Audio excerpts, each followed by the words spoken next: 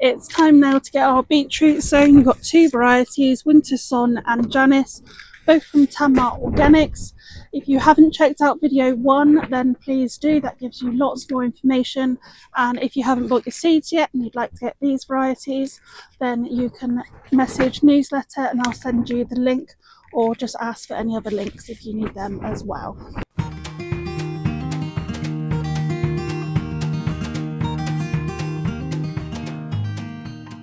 So I've got some peat-free compost here that has just been sieved.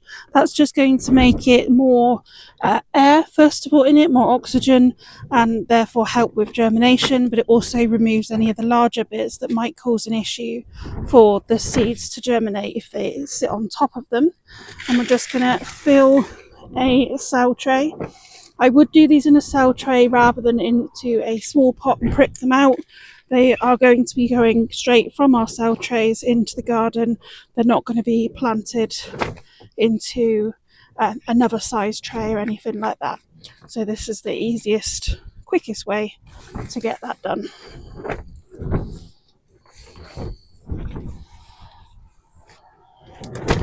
So we've just got ourselves a nice even layer. And then these are wanting to go no deeper than 1 centimetre. So I'm just going to dip a little hole for each of these to go in.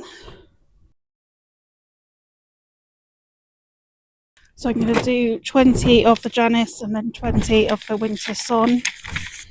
Each of these seeds, as we spoke about in video 1, are a multi-germ seed, meaning that they will have more than one plant per seed.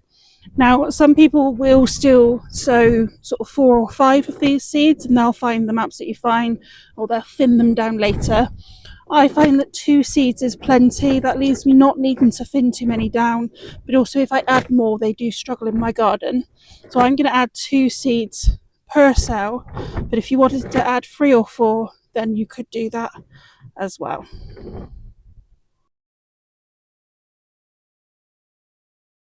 And then I'm doing exactly the same with the winter sown. You'll have plenty of seeds left, which is great because we're going to want to succession sow these throughout the year. Depending on how many you want to harvest will depend on how many times you do this, but we will talk about that when we get the next lot in.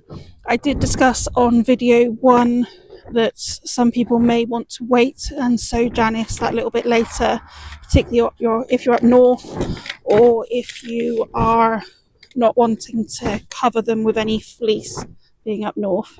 I'm just going to grab myself a bit of compost and just recover the top. And there we go, that is as quick as it is.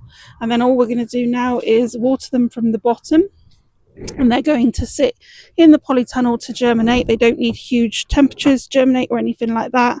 And I'll be covering them, as I do any young seedlings, from a frost, and then we'll be looking at them quite soon in order to get them planted out.